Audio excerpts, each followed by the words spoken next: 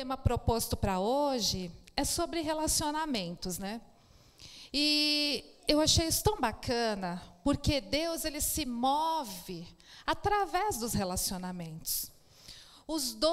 Jesus, ele resumiu a Bíblia em 2 mandamentos apenas. E esses 2, né, eles se referem a relacionamentos.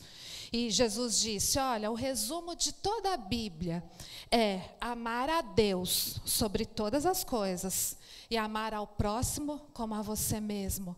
Toda a Bíblia se resume em 2 mandamentos que se referem a relacionamentos. Isso é muito importante. Deus se move através disso. Deus trabalha através dos relacionamentos. E hoje eu tenho uma palavra de Deus para cada uma de vocês. E falando sobre relacionamentos, eu aprendi muito com uma viúva que está aqui na Bíblia. E eu queria compartilhar com vocês, está no livro de 2 Reis.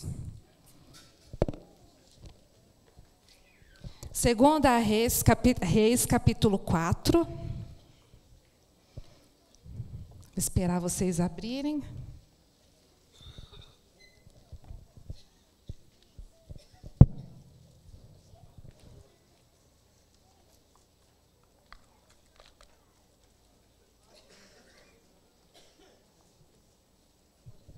Acharam? Podemos ler? Diz assim: certo dia, a mulher de um dos discípulos dos profetas foi falar a Eliseu: teu servo, meu marido, morreu, e tu sabes que ele temia o Senhor. Mas agora veio um credor, que está querendo levar os meus 2 filhos como escravos. Eliseu perguntou-lhe: como posso ajudá-la? Diga-me, o que você tem em casa? E ela respondeu: tua serva não tem nada, além de uma vasilha de azeite. Então disse Eliseu: vá pedir emprestadas vasilhas a todos os vizinhos, mas peça muitas. Depois entre em casa com seus filhos e feche a porta. Derrame daquele azeite em cada vasilha e vá separando as que forem enchendo. Depois disso, ela foi embora. Fechou-se em casa com seus filhos e começou a encher as vasilhas que eles lhe traziam. Quando todas as vasilhas estavam cheias, ela disse a um dos filhos: traga-me mais uma. Mas ele respondeu: já acabaram. Então o azeite parou de correr. Ela foi e contou tudo ao homem de Deus, que lhe disse: vá, venda o azeite, pague suas dívidas, e você e seus filhos ainda poderão viver do que sobrar. Pai querido, essa é a tua palavra, Pai. Espírito Santo, oramos para que ela venha se tornar reveladora nesta noite. Espírito Santo, oramos para que o Senhor venha de encontro ao nosso coração. Nesse momento, ó Pai, queremos repreender toda a voz contrária, todo espírito de distração, e que nada venha impedir, Pai, que aquilo que ouvimos com os nossos ouvidos venha cair no nosso coração, Pai. Que tudo entre no nosso coração, Pai, de maneira graciosa, porque a tua voz é doce, Pai. Em nome de Jesus. Amém. Então, eu falava com vocês, Deus se move através dos relacionamentos. E por incrível que pareça, como Deus me ensinou através desse texto, como Deus me ensinou através dessa viúva. Quem conhece esse texto aqui? Grande parte, né, das mulheres conhece. Mas o resumo, a introdução dessa história aqui que está sendo narrada, a história fala sobre uma viúva. Ela era esposa de um dos discípulos do profeta Eliseu. O marido veio a morrer, a falecer. Ela ficou sozinha com 2 filhos e com muitas dívidas. E os credores, né, estavam vindo para buscar os filhos dela como penhor daquela dívida que o marido dela havia deixado. E ela foi até o profeta Eliseu, que naquela época representava a voz de Deus e através da palavra do profeta, Deus fez um milagre poderoso dentro da casa dela. Multiplicou o pouquinho de azeite que ela tinha. E daquele pouquinho de azeite que ela tinha, ela pagou todas as suas dívidas. E algo maravilhoso aconteceu ali dentro da sua casa, da casa dela. E é uma história simples, né? É uma história conhecida, né? Todos nós, a maioria, conhecemos essa história, mas ela é riquíssima. E eu acredito que Deus tem muito a nos ensinar, né? E a primeira coisa que Deus falou comigo é que nesse momento que aquela viúva aqui, a Bíblia não fala sobre o nome dela, não fala sobre a idade dela, né? A Bíblia fala pouco, mas fala que ela tinha 2 filhos e que o marido era um discípulo de um dos profetas. Agora imagina que situação difícil que ela enfrentava naquele momento. Uma situação de luto, de dor, de crise. Que situação complicada. Porque hoje em dia, né, se tornar viúva é algo difícil, é algo doloroso, muito difícil. Mas naquela época era muito pior, né? Porque não tinha como contar com nenhum apoio do governo, embora seja pouco, né? Hoje ainda tem, né, o pequeno recurso do INSS, uma aposentadoria, uma pensão, que naquela época não acontecia. Então, quando uma mulher perdia o marido, né, dentro desse contexto histórico, ela não perdia só o marido. Ela perdia provisão, ela perdia o sustento, ela perdia a esperança do futuro. E o marido tinha deixado dívidas. Que situação difícil. E os credores na porta dela. Não tem como pagar a dívida, nós vamos levar os seus filhos. Que situação difícil. Muito difícil. E o que a gente aprende com essa viúva hoje é que no momento de luto, no momento de crise, no momento de deserto que ela viveu, ela foi buscar ajuda na pessoa certa. A importância dos relacionamentos, principalmente em momentos de luto, de dor, ela foi até o profeta. E o profeta Eliseu, naquela época, ele representava a voz de Deus. O momento era difícil, era crítico, mas ela buscou ajuda na pessoa certa. Como a gente já ouviu aqui hoje, né? O relacionamento que a gente tem com Deus, ele interfere em todos os outros relacionamentos. Quando nós estamos bem com Deus, né? Nós estamos bem com as outras pessoas, e ela foi até o profeta. Ela poderia ter ficado dentro da casa dela, ter se conformado com aquela situação, e poderia ter pensado, como muitas vezes a gente pensa, não tem jeito, o que eu vou fazer? Eu sou uma viúva. Naquela época, as mulheres não tinham espaço no mercado de trabalho como tem hoje. Ela poderia ter ficado em casa chorando, desesperada, se conformado com aquela situação difícil. Mas ela não assumiu, diante daquele problema, daquela dificuldade, uma atitude passiva. Ela se levantou. A Bíblia fala que o choro pode durar uma noite, mas a alegria ela vem pela manhã. Eu não sei quantos dias você tem chorado, mas se você tem chorado até hoje, se levante amanhã. Se levante, porque Deus tem algo novo a fazer na sua casa. E ela se levantou por quê? Porque os credores estavam vindo buscar os seus filhos como escravos.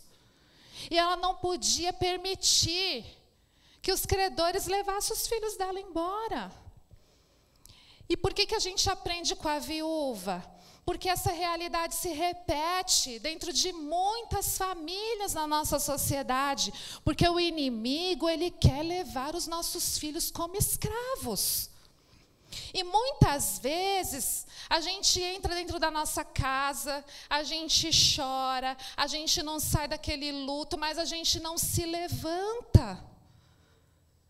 Ela podia ter ficado dentro de casa, não ter provado de nada daquilo que Deus tinha para a vida dela. Mas ela se levantou. Se levante, minha querida, lute pelos relacionamentos de dentro da sua casa, lute pelos seus filhos até o fim, lute. E ela foi até o profeta, porque ela viu que ela perderia os seus filhos. O inimigo quer levar os nossos filhos como escravos, mas Deus é poderoso. Deus é poderoso, em nome de Jesus. Ela poderia ter ficado em casa, né, com aquela pergunta na cabeça, né, que a gente, no momento de deserto, no momento de crise, a gente vive perguntando, de quem é a culpa? Mas aconteceu isso por quê? Por que que eu estou dentro dessa situação? Ai, a culpa deve ser do profeta, Eliseu. Deve ser do profeta. Porque onde já se viu? Porque aqui no texto, quando a gente leu, ela vai até Eliseu e ela comunica que o marido morreu. Então, ela poderia, né, ter ficado na defensiva e ter falado assim, ai, mas Eliseu, que líder é esse que o meu marido morreu? E ele não veio nem visitar. Ai, a culpa é de Eliseu. Ou então, a culpa da minha situação é do meu marido. Porque que homem era esse? Que morreu, me deixou sem provisão, me deixou cheia de dívidas, me deixou com essa situação, com esse pepino para resolver. E ela poderia ter ficado dentro de casa chorando, né?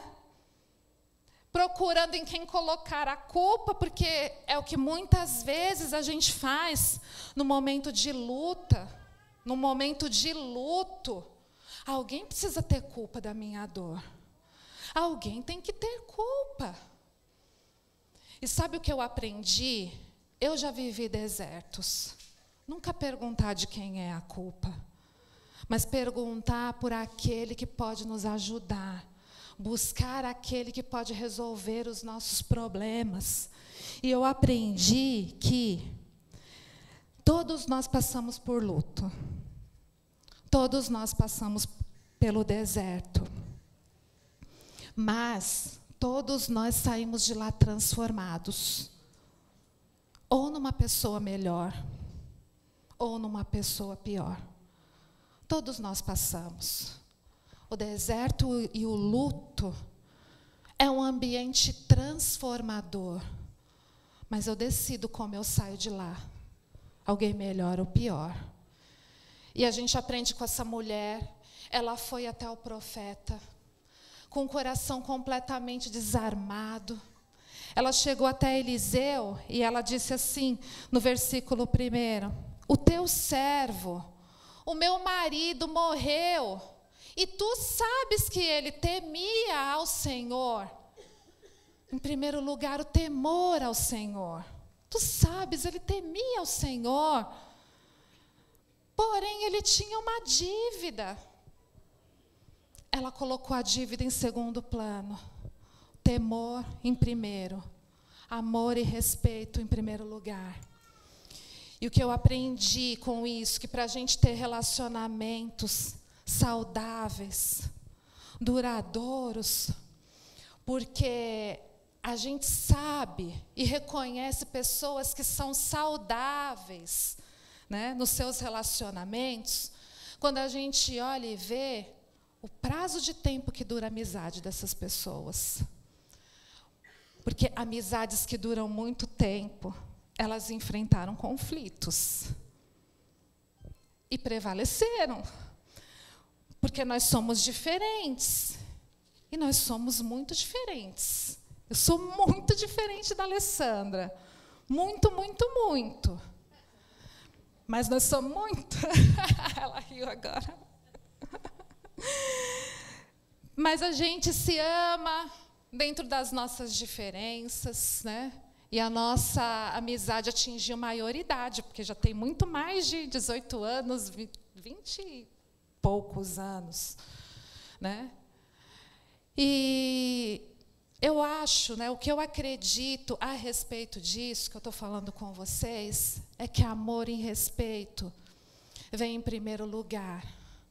As dívidas ficam em segundo plano. As pessoas sempre têm as suas fraquezas, as suas limitações, e nisso a gente aprende com a mulher pela maneira que ela foi até o profeta. Ela não foi criticando, ela não foi amada, ela não foi armada, mas ela disse o que ela precisava dizer a ele, tudo em respeito e amor. Como nós temos falado a respeito das pessoas, a respeito dos nossos líderes, eu não sei o porquê o Eliseu não foi nem no enterro do marido dela, mas naquela época a comunicação não era como hoje também, né? Hoje a gente tem o WhatsApp, hoje a comunicação é muito rápida. Naquela época eu não sei, mas o que a gente sabe é que ele não estava presente no momento que ela mais precisava. Mas ela se relacionava com Deus, ela amava a Deus, ela tinha temor a Deus. Então ela tratava as pessoas em primeiro lugar com amor e respeito. As dívidas ficam para depois, as limitações para depois. Assim a gente mantém relacionamentos saudáveis. A respeito do marido dela, o meu marido, sabe, profeta, ele teme ao Senhor. Ele teme ao Senhor. Mas ele tinha uma dívida. Ele tinha um problema. Ele tinha uma dificuldade, mas ele temia ao Senhor. Pessoas que temem ao Senhor são limitadas, têm dificuldades. Pessoas que temem ao Senhor, às vezes não conseguem nos atender no momento que a gente quer. Pessoas que temem ao Senhor, às vezes não estão lá, porque muitas vezes o Senhor não permite. Às vezes o Senhor não permite. Houveram situações na minha vida que o Senhor não permitiu. Eu precisava ficar sozinha. Eu precisava ouvir dEle.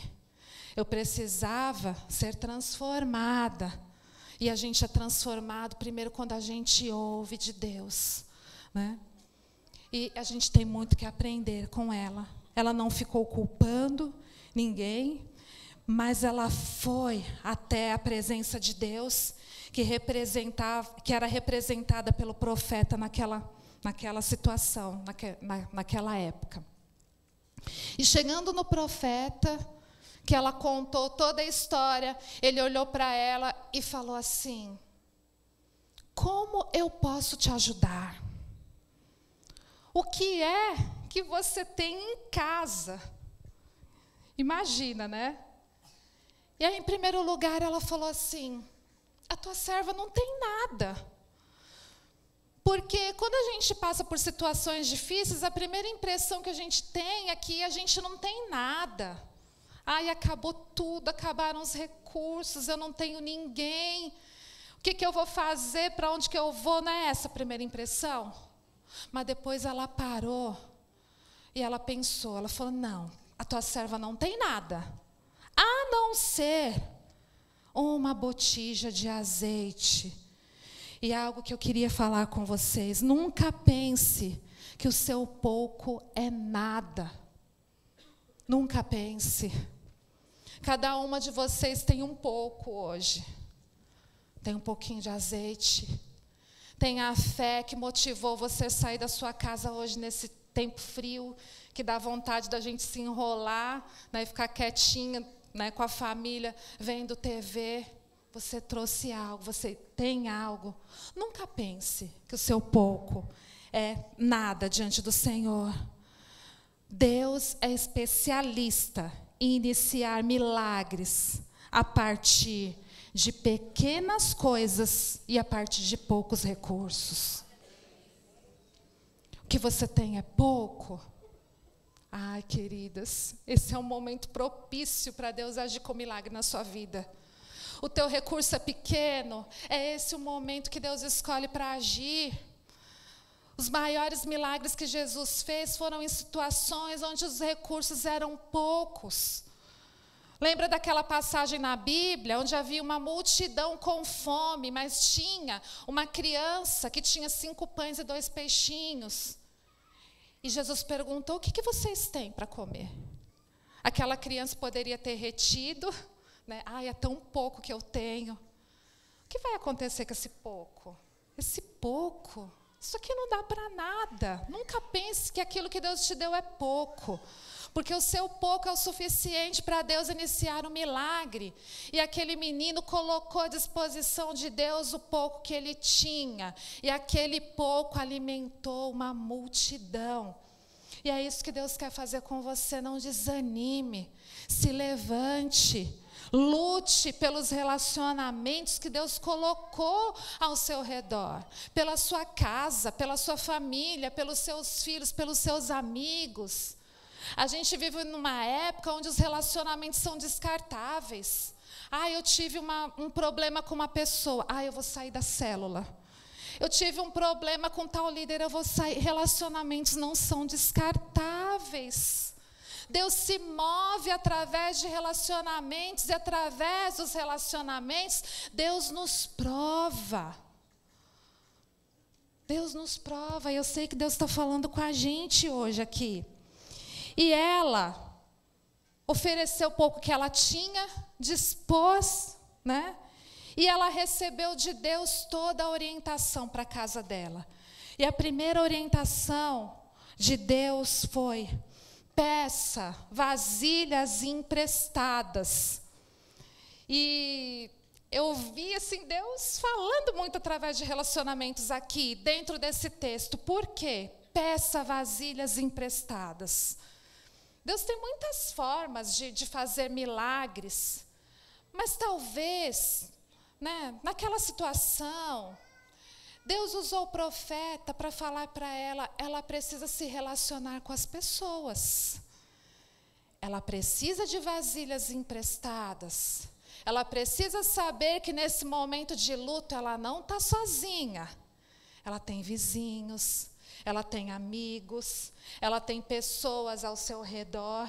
E essa orientação tinha um propósito naquele momento difícil que ela vivia.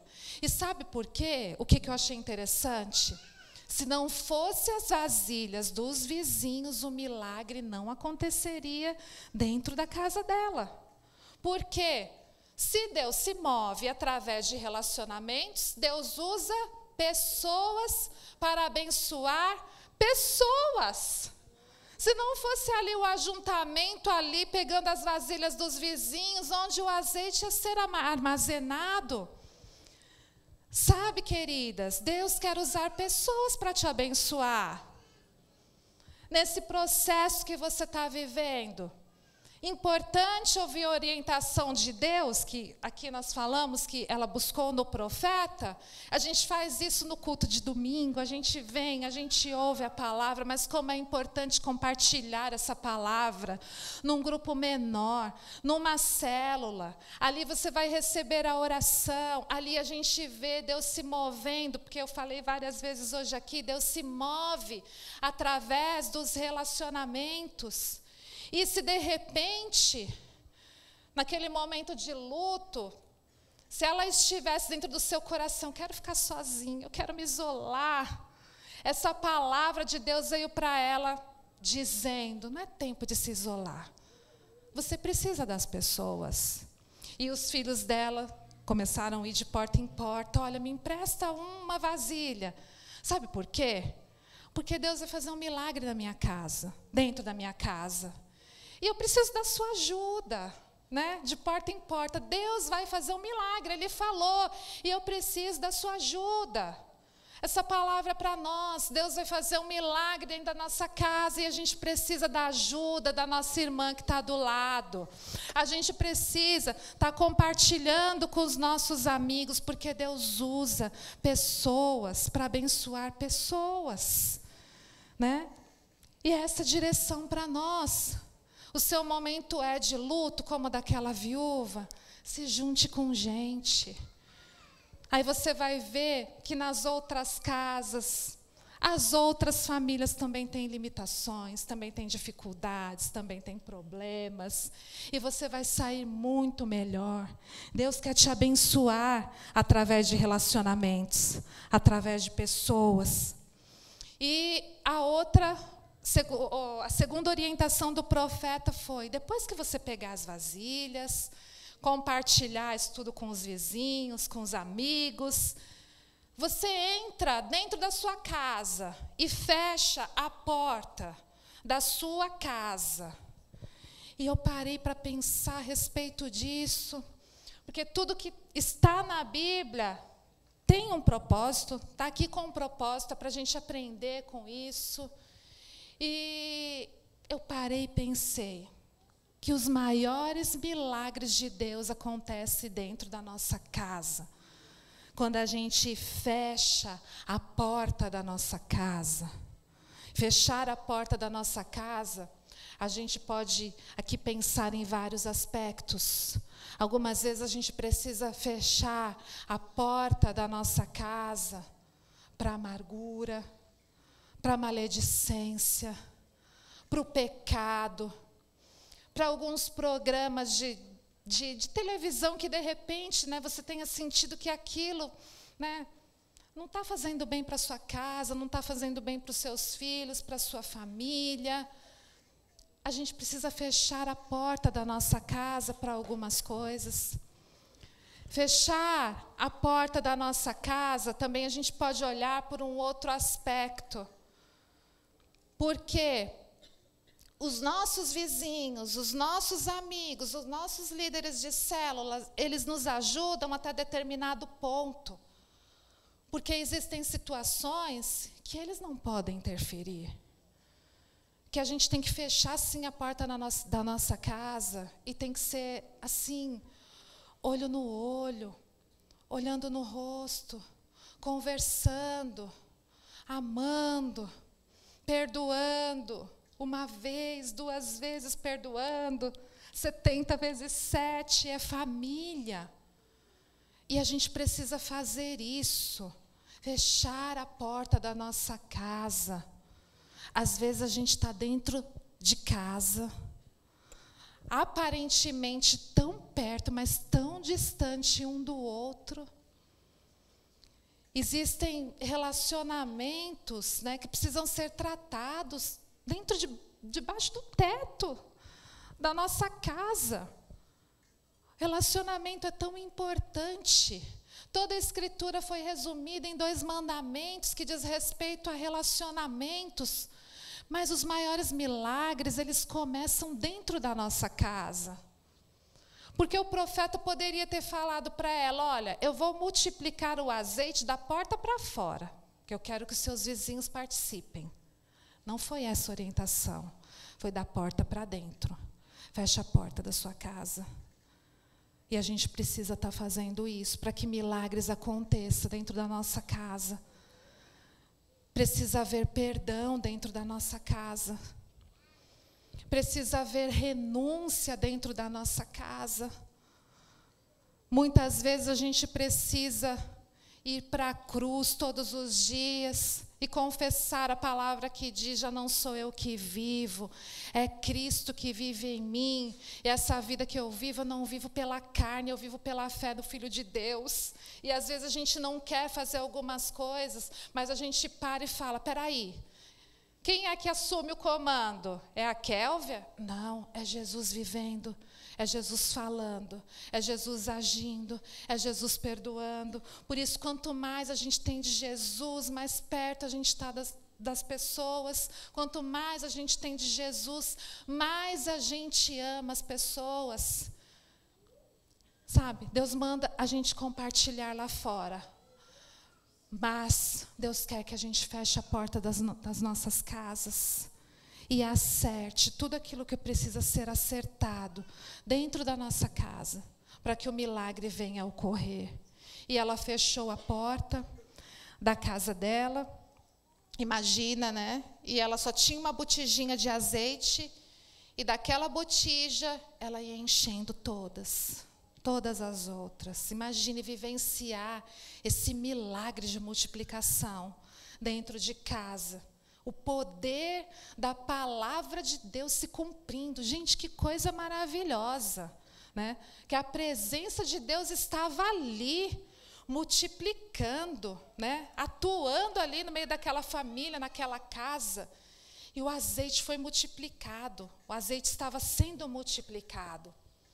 E quando a gente fala sobre azeite, o azeite naquela época, hoje a gente usa o azeite com outras funções, mas naquela época o azeite era utilizado como combustível para lamparina. Eles não tinham energia elétrica, então era combustível também, tinham outras utilidades, mas uma delas era como combustível para a lamparina. Representava que quem tinha o azeite tinha a luz dentro daquela casa. Não havendo azeite, não tinha luz. E nisso, o Espírito Santo quer falar com a gente nesta noite. Talvez, né, estejamos vivendo um momento onde esteja faltando luz na nossa casa. Que existem momentos que parece que está tudo escuro, como aquela frase, né? Eu não vejo nenhuma luzinha no final do túnel. E às vezes acontece isso dentro dos lares, falta luz. Mas sabe, a mesma multiplicação que houve do azeite na vida daquela viúva, pode acontecer na sua vida hoje. Creia nisso, creia nisso. Lá em 1 João, versículo 5, diz assim: nele estava a vida, e esta vida era a luz dos homens. A luz habitou no meio das trevas, e as trevas não puderam detê-la. Quando a luz entra dentro da nossa casa, as trevas não podem deter. A luz, quando vem, ela acaba com toda a escuridão de dentro da nossa casa. O azeite naquela época também era utilizado como remédio para o estômago e como bálsamo para as feridas, como um alívio para as feridas. Deus quer também multiplicar esse azeite dentro da sua casa, com as portas fechadas. Ele quer promover cura dentro da sua casa, de feridas antigas. Deus quer restaurar relacionamentos dentro da sua casa. Os maiores milagres de Deus aconteceram dentro de casa. Ele quer fazer dentro da nossa casa, né? Eu não sei qual a dificuldade, qual o problema que você trouxe dentro do seu coração hoje, né? Porque problema a gente leva, né? Onde quer que a gente vai, aquilo fica no nosso coração, fica dentro da nossa mente. Mas o Senhor é também esse azeite da cura para dentro da sua casa, o bálsamo para dentro da sua casa. Jeremias 33:6 diz assim: todavia eu trarei restauração e cura para ela. Para ela quem é? Vocês. Trarei salvação e cura para ela.